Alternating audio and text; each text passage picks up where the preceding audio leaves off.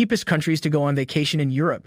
Europe has a wide variety of vacation spots to suit all tastes and interests, from sandy beaches along azure coasts to winding mountain routes and over thousand-year-old historical sites.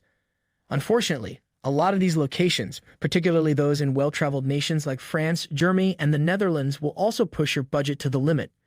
You'll need to think outside the box and go to less well-known, but equally magical locations if you're looking for the most affordable European states to visit. From our list of the most affordable European nations, pick the top destinations. Number 7. Bulgaria.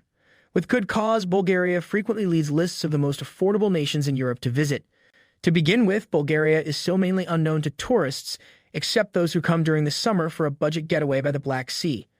Even then, you'll only have to pay a fraction of what you would in Western Europe for lodging, transportation, and entertainment. Prices drop significantly during the off-season, and you can travel, eat, and go skiing for a tenth of what it would cost in the West. The Central Balkan National Park tops the list for fantastic treks and magnificent vistas.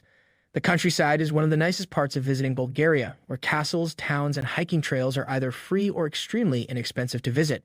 While Sofia is frequently the first stop for tourists, smaller cities with more than 200 archaeological monuments like Plovdiv are even more affordable to explore. Outside of the summer, hotels in Bulgaria are especially affordable, and many offer free shuttle service in addition to free breakfast. Number 6. Romania.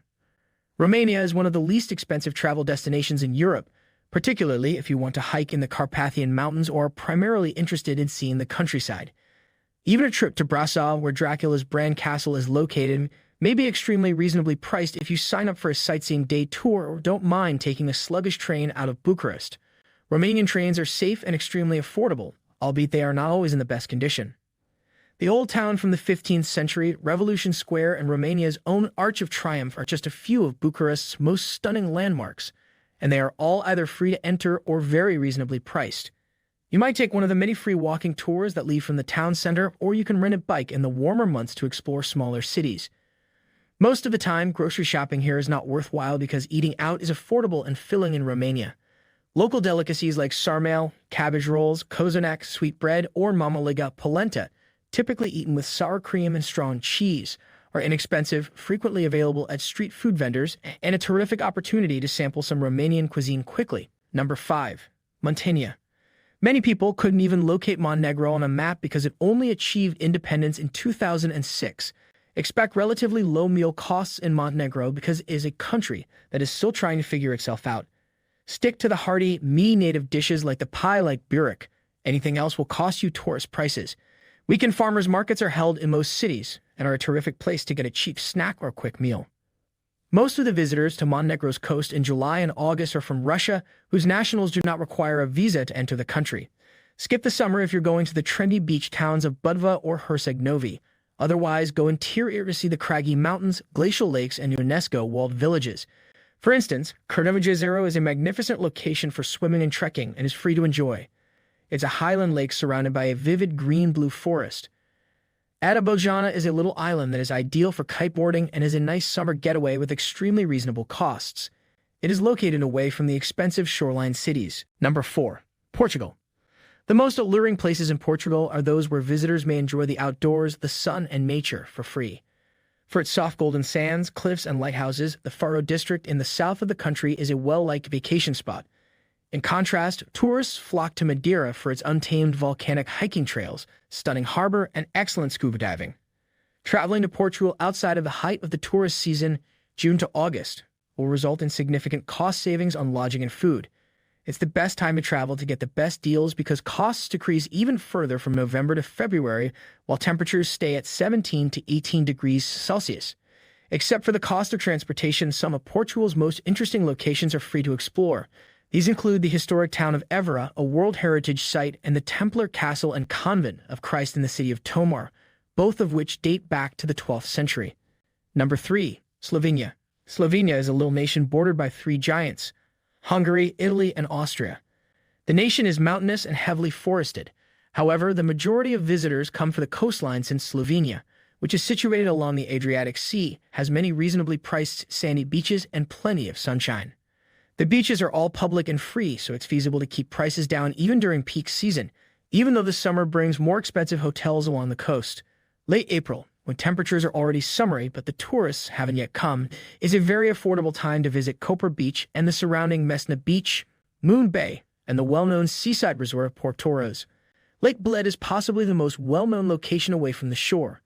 The lake, one of the most beautiful landscapes in the nation, is a cheap destination and is only 35 kilometers from Ljubljana, the nation's capital. Other inexpensive vacation spots include the walled village of Tanjil, the medieval town of Piran, and Triglav National Park, where you can walk to the summit of Mount Triglav in 2 days while spending the night in a mountain hut. Number 2. Hungary. Hungary is one of the most expensive nations in Eastern Europe, although it is still considerably less expensive than visiting popular spots in the western part of the continent. The chain bridge walk across the Danube and a tour of the Castle Hill neighborhood are just two of the many free things to do in Budapest, the capital of Hungary. The underground castle labyrinth and Buda Castle are only two of the attractions in the castle region that aren't free to visit, but they're still extremely reasonably priced. The city of Budapest organizes a Night of the Museums every June, during which you can explore various Budapest attractions for nothing. Budapest's oldest indoor market, the Neo-Gothic Terrific Market Hall, is a terrific place to look for inexpensive gifts and refreshments, including a variety of traditional Hungarian cuisine. The nation's favorite fast meal is lengos, a type of deep-fried pizza topped with cheese, tomato sauce, or sour cream. Street food is another excellent option to save money when traveling there. Things get significantly less expensive outside of the metropolis.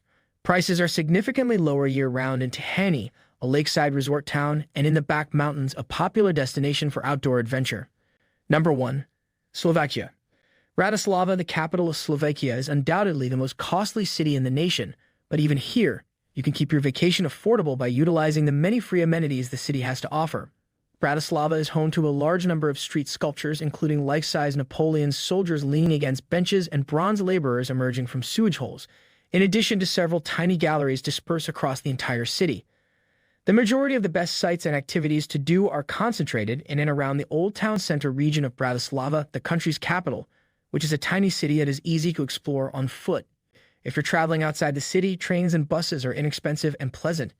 However, Slovakia has a lot of outdoor activities available, and most of them are free. There are hundreds of kilometers of hiking paths in the High Tatras, which are the tallest mountains in Slovakia and a sizable national park.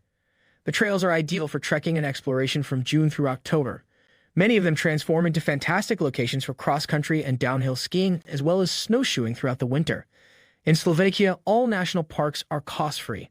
Numerous castles, memorials, monuments, and UNESCO World Heritage Sites can all be visited for free or for a very low cost in Slovakia. Did you like it?